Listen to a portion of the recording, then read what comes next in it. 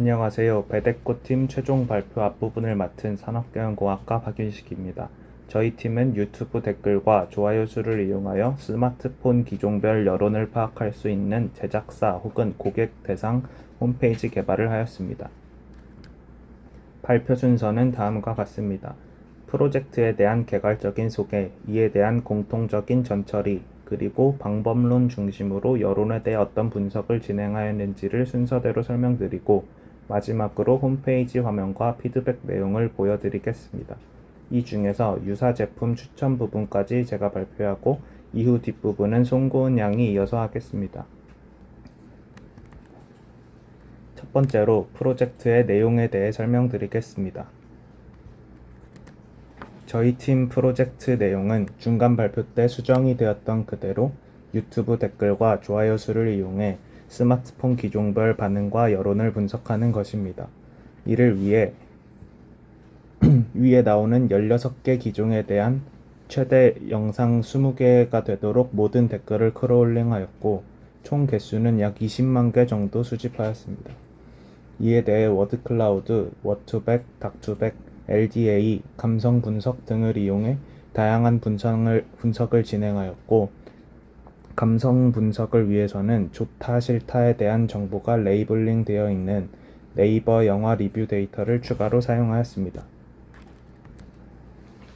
공통적으로 진행된 전처리에 대해 말씀드리겠습니다. 먼저 토크나이즈를 하기 위해 인터넷 글 처리에 유리하다고 하는 한글 자연어 처리기 OKT를 사용하였는데요. 감성 분석 이외의 분야에서는 카메라, 럭셔리 등 명사 단어에 여론에 대한 중요 단어가 모두 있다 생각해 명사 단어만 추출하였고 감성 분석을 위한 전처리에서는 빈도수가 지나치게 많은 조사 등의 불용어를 제외하고 모든 토큰을 사용하였습니다. 그 후 좋아요 수를 반영하기 위해 term frequency 대신 term like frequency라는 수치를 새로 만들었습니다.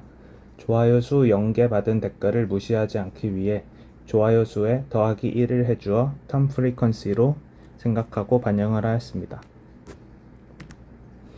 이후 댓글의 좋아요 수 분포를 보면 유튜브가 좋아요 수가 더 많을수록 더 좋아요를 받기 쉬운 빈익빈 부익부 구조이기 때문에 로그 스케일링을 통해 방금 전에 TLF 값에 대한 조정을 가해 주었습니다.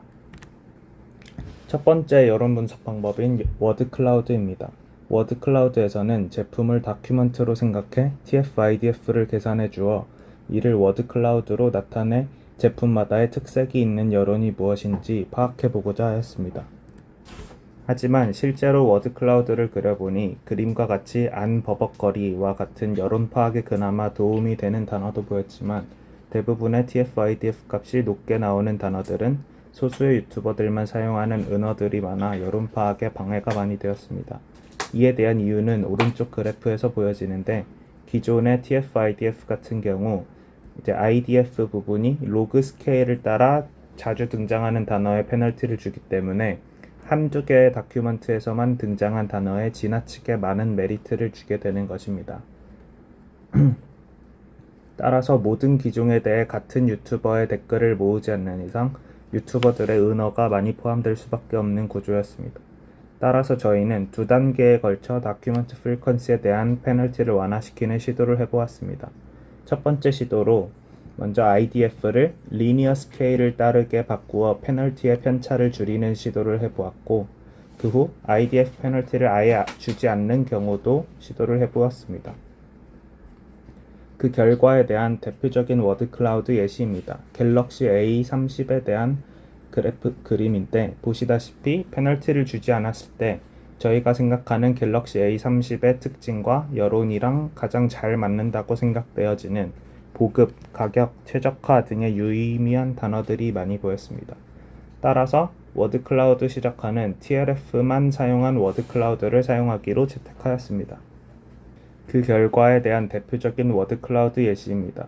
보시다시피 페널티를 주지 않았을 때 저희가 생각하는 갤럭시 A30의 특징과 여론이랑 가장 잘 맞는다고 생각되어지는 보급, 가격, 최적화 등의 유의미한 단어들이 많이 보였습니다.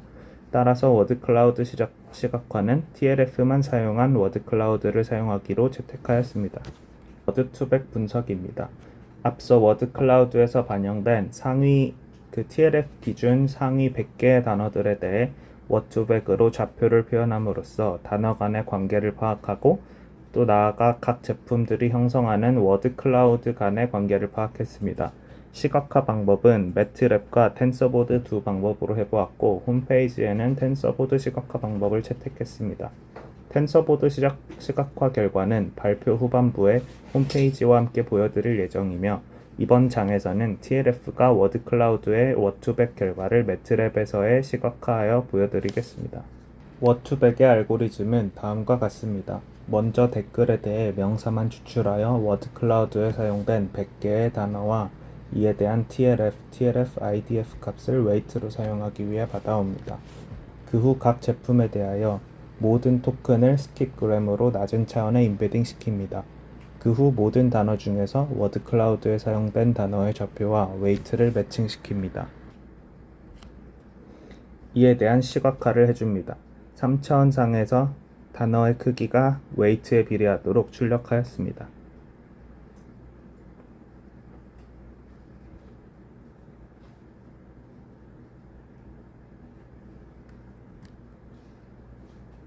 같은 방법으로 아이폰 11, 갤럭시 노트 10, LG V50 세 제품에 대해 워드 클라우드에서 선정된 단어에 대한 워드2백 좌표 결과입니다. 세 개의 다른 회사 제품에 대하여 선정된 단어들끼리 나름대로의 경향성이 있음을 확인하였습니다. 앞서와 같은 그림에 아이폰 11 프로 단어만 추가를 해보았습니다. 아이폰 11과 거의 겹치게 좌표가 잡히는 것으로 보아 비슷한 제품끼리 비슷한 분포를 갖는다는 확실한 경향성을 보였습니다. 여론이 비슷한 제품, 비슷하지 않은 제품에 대한 시각화가 가능하다는 게 확인되었습니다. 따라서 이 결과를 바탕으로 여론을 기반으로 한 유사 제품 추천에 대한 분석도 진행해 보았습니다. 워드2백 시각화 예시를 통해 아이폰 11과 아이폰 11 프로의 워드 클라우드 위치가 비슷한, 즉 유사한 제품의 워드 클라우드가 유사한 위치에 있는 것을 확인했는데요. 여기서 아이디어를 얻어 유사 제품 추천 알고리즘을 고안했습니다. 두 제품의 TLF 상위 100개 단어에 대한 평균 거리를 구해서 거리가 작을수록 유사한 제품으로 여기는 방식입니다. 제품 1의 세 단어와 제품 2의 세 단어 거리, 즉 9개 거리를 모두 계산해 평균값을 찾아줍니다. 실제 문제에서는 제품당 100개의 단어가 있으므로 두 제품 사이 10,000개의 유클리디안 거리를 평균 내서 유사 정도를 파악합니다. 유사 제품 추천 알고리즘은 다음과 같습니다. 먼저 저희가 정한 16개 제품에 대한 워드 클라우드 좌표를 입력하고 마지막으로 가장 유사한 제품을 출력합니다. 알고리즘을 통해 얻은 유사 제품은 다음과 같습니다. 가장 유사도가 높은 유사 제품 1의 경우 동일한 회사의 제품을 추천하는 경우가 상당히 많았고 LG 벨벳의 유사 제품으로 아이폰 SE2를 추천하거나 아이폰 XR에서 LG 벨벳을 추천하는 등 가성비가 상대적으로 좋은 제품을 동일하게 추천한 결과를 확인할 수 있었습니다. 베데코 프로젝트에 대해서 이어서 발표하는 산업경영공학과 석사과정 송고은입니다. 지금부터는 베데코 프로젝트에 닥2백을 어떻게 적용시켰는지에 대해서 발표하겠습니다. 유튜브 댓글을 닥2백을 사용하여 분석하기 위해 각 댓글을 다큐먼트로 취급하여 임베딩했습니다. 닥2백의 특성상 하나의 다큐먼트를 하나의 벡터로 임베딩하기 때문에 각 댓글에 해당하는 벡터가 하나씩 나오며 시각화 결과물의 점 한 개가 하나의 댓글을 의미합니다. 다큐먼트 모델 생성은 파이썬의 젠심 패키지를 사용하여 진행했습니다. 젠심 패키지는 LDA 기법을 활용한 토픽 모델링도 지원하기 때문에 LDA 모델 생성에도 사용했습니다. 젠심 패키지를 사용하기 위해서는 태그드 다큐먼트와 코퍼스가 필요합니다. 태그드 다큐먼트는 각 댓글을 토큰화한 후 그 결과값을 인덱스에 태그하여 생성했습니다. 그 후 다큐먼트의 역할을 하는 각 댓글을 모두 모아 코퍼스를 만들었습니다. 코퍼스는 태그드 다큐먼트가 모인 형태로 해당 코퍼스를 통해 닥2백 모델을 트레이닝하게 됩니다. 여기 아래 예시처럼 트레인 코퍼스 안에는 각 댓글이 태그드 다큐먼트 형태로 들어가 있습니다. 유튜브 댓글의 특징을 파악하기 위해 닥투백을 두 가지의 형태로 진행해봤습니다. 첫 번째로는 총 16개의 스마트폰 기종에 대하여 각 기종별로 20개의 유튜브 영상을 인덱스로 하여 해당 기종의 모든 댓글을 임베딩했습니다. 두 번째로는 각 기종을 인덱스로 하여 모든 기종의 댓글을 한 번에 임베딩했습니다. 모든 기종의 댓글을 한 번에 임베딩한 결과를 파이썬의 매플럿 라이브러리 패키지를 사용하여 2차원의 시각화를 시도했는데 보시다시피 의미 있는 정보를 추출할 수 없었습니다. 이 그래프 외에도 파라미터를 바꿔가며 다양한 시도를 했지만 실패했습니다. 아마도 2차원이라는 한계와 패키지 자체의 한계로 수만 개의 댓글을 모두 시각화하기 어려웠던 것 같습니다. 그래서 다른 시각화 방법으로 텐서플로우를 이용해 보았습니다. 데이터에 임베딩된 벡터값과 각 데이터에 대한 메타데이터를 TSV 파일 형식으로 저장하여 오른쪽 아래의 홈페이지를 통해 시각화했습니다. 홈페이지 내에서 PCA 방법과 TSNE 등을 모두 사용하여 차원 축소를 할 수 있다는 것과 TSNE의 경우 이터레이션이 진행되는 과정을 시각화하여 볼 수 있다는 점이 흥미로웠습니다. 그리고 무엇보다 인터랙티브 비주얼라이제이션을 통해 데이터의 많은 정보를 효과적으로 시각화할 수 있다는 점이 좋았습니다. 각 점에 마우스를 올리면 댓글 내용 및 인덱스 등 해당 점의 정보를 쉽게 확인할 수 있으며 시각화 결과를 다양한 방향에서 볼 수 있습니다. 자세한 결과는 발표 마지막 부분에 보여드리겠습니다. 그럼 이제 LDA를 이용하여 분석한 방법에 대해서 설명하겠습니다. LDA는 앞서 말씀드렸듯이 파이썬의 젠신 패키지를 사용하여 모델을 생성했습니다. LDA는 닥투백과 비슷한 형태로 진행됩니다. 각 댓글을 coNLPy 패키지의 OKT를 사용하여 토큰화합니다. 그 후 코퍼스를 만들고 모델을 학습시킵니다. LDA를 통해 데이터를 분석하기 위해 두 가지 형태로 진행했습니다. 첫 번째로는 총 16개의 스마트폰 기종에 대하여 각 기종별로 코퍼스를 생성합니다. 이때 각 기종별로 20개의 유튜브 영상이 다큐먼트가 됩니다. 그 후 LDA를 통해 토픽 모델링을 진행했습니다. 두 번째는 각 기종을 다큐먼트로 하고 모든 기종을 모두 모은 것을 코퍼스로 하여 LDA를 적용시켰습니다.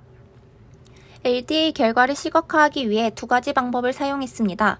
첫 번째는 닥투백의 시각화 방법과 같은 텐서플로우를 사용한 방법입니다. PCA와 TSNE 방식을 사용하여 시각화한 예시는 다음과 같습니다. 두 번째는 파이썬의 PyLDA 비스 패키지를 사용하여 시각화했습니다. 이 결과는 다음과 같으며 토픽별로 많이 등장한 텀들 및 다양한 정보들을 확인할 수 있었습니다. 더 자세한 결과는 발표 마지막 부분에 보여드리겠습니다. 그럼 이제 댓글을 통해 스마트폰의 여론이 긍정적인지 부정적인지 파악하기 위해서 감성 분석을 진행한 부분에 대해서 설명하겠습니다. 단순하게 유튜브 댓글의 좋아요 수로 긍정인지 부정인지 파악하기 어렵습니다. 여기 예시의 세 가지 댓글은 모두 좋아요가 700개가 넘는 댓글이지만 위에 댓글 2개는 긍정적이고 아래 댓글은 부정적입니다. 따라서 유튜브 댓글의 좋아요 수로 감성 분석을 학습하지 않고 네이버 영화 리뷰 데이터를 통해서 감성 분석 모델을 학습하였습니다. 이 네이버 영화 리뷰 데이터는 총 20만 개의 영화 리뷰에 대한 데이터로 평점 1에서 4까지를 부정 레이블로, 평점 9에서 10까지를 긍정 레이블로 레이블링한 감성 분석을 위해 제공되는 코퍼스입니다. 이 데이터로 학습한 모델을 통해서 스마트폰에 대한 여론이 긍정적인지 부정적인지에 대해서 파악하려고 하였습니다. 그럼 이제 감성 분석 학습 알고리즘에 대해서 더 자세하게 설명하겠습니다. 우선 네이버 영화 리뷰에서 자주 사용된 단어 약 2만 개의 토큰을 활용하여 맥스랭스가 30이 되도록 리뷰 텍스트를 시퀀스 데이터로 변환합니다. 그 후에 단층 LSTM 모델을 구성하여 네이버 영화 리뷰 데이터로 LSTM 모델을 학습합니다. 이때 테스트셋에 대하여 86%의 정확도를 보여줬습니다. 이렇게 학습한 모델을 활용하여 유튜브 댓글의 긍부정 여부를 판단하였습니다. 그리고 나서 스마트폰 기종별 긍부정 비율을 산출하고 긍부정 스코어를 활용한 히스토그램을 통해 기종별 감성 정보에 대한 시각화를 하였습니다. 이 부분은 뒤에서 더 자세하게 보여드리겠습니다. 데이터를 바탕으로 스마트폰에 대한 여론을 분석한 것을 효과적으로 나타내기 위해서 시스템을 간단하게 설계해봤습니다. 다음과 같은 홈페이지를 제작하여 시스템을 설계하였습니다. 첫 번째 페이지에서 저희가 분석한 16개 기종에 대하여 검색할 수 있도록 하였습니다. 이런 식으로 검색을 하여 저희가 비정형 데이터 분석 수업에서 배운 다양한 기법으로 분석한 결과물을 확인할 수 있도록 하였습니다.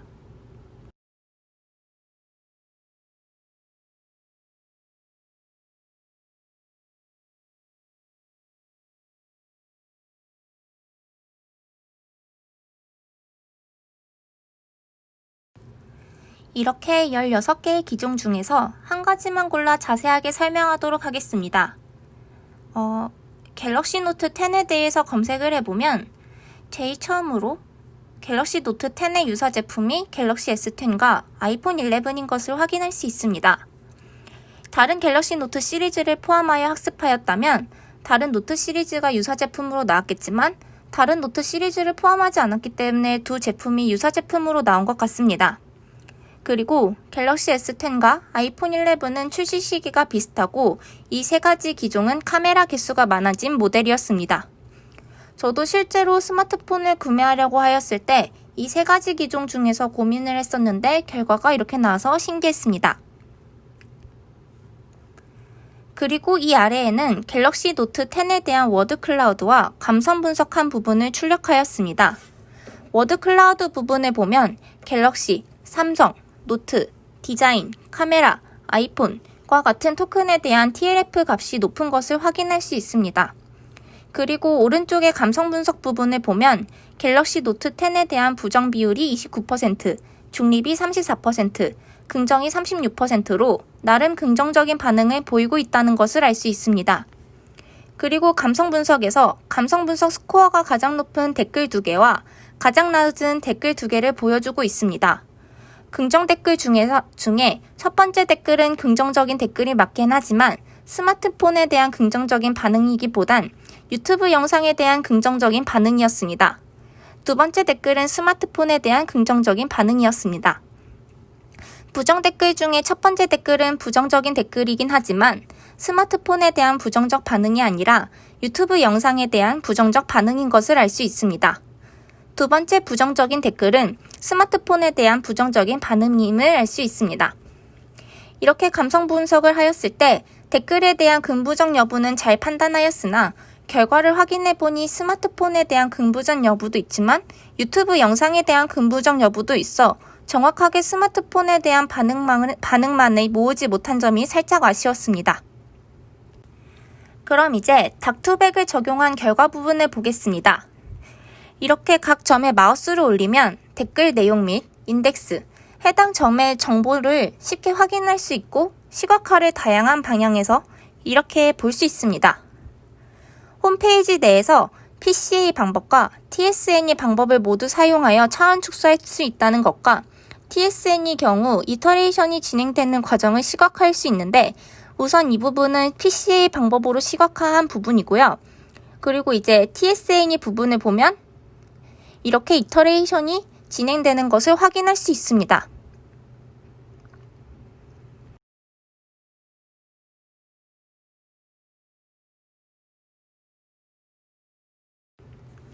지금 이 정도에서 이터레이션을 멈춰서 한번 보겠습니다.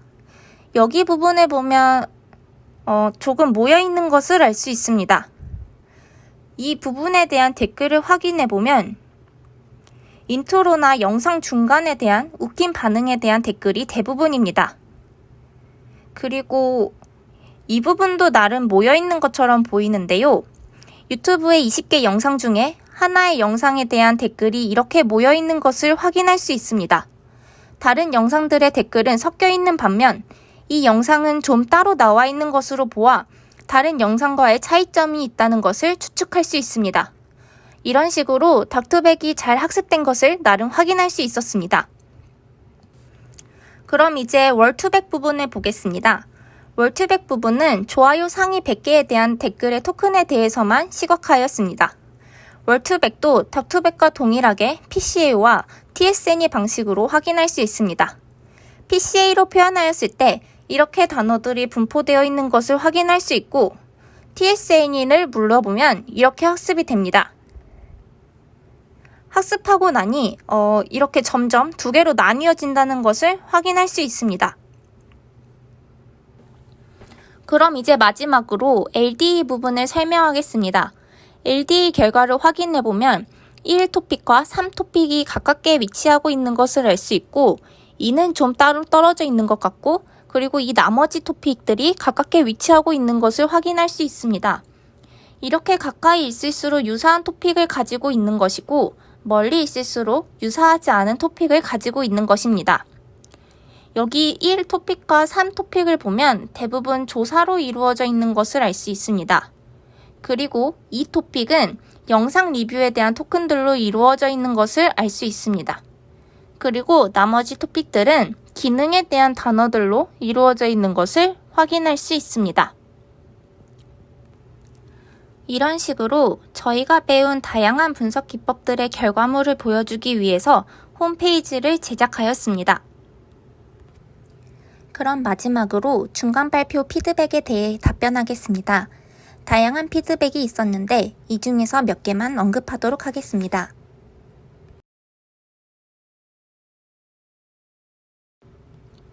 ADA 시각화 툴로 PyLD 위즈를 추천한 피드백이 있었습니다. 이 피드백 덕분에 ADA 시각화를 할 때 해당 패키지를 잘 사용하였습니다. 유튜브 댓글이 해당 실사용자들의 의견이 아닌 경우가 많기 때문에 정확한 정보 제공 여부에 대한 피드백이 있었습니다.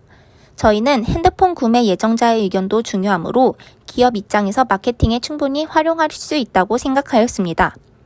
그리고 TLF IDF에서 좋아요 수만큼 댓글이 달린 것으로 계산되어 가중치가 너무 크게 계산되는 것 같다는 피드백이 있었습니다. 이 부분은 좋아요 수의 로그 스케일을 취하여 해결하였습니다. 긍부정 여부를 좋아요 싫어요로 분석하게 되면 좋아요 수가 긍정적으로 분류되어 오류가 발생할 것 같다는 피드백이 있었습니다. 저희도 그렇게 생각하여서 긍부정 여부를 좋아요 싫어요로 판단하지 않고 네이버 영화 리뷰 데이터로 학습한 RNN 기반 감성 분석을 진행하였습니다. 이것으로 배대꽃 팀 발표를 마치겠습니다. 감사합니다.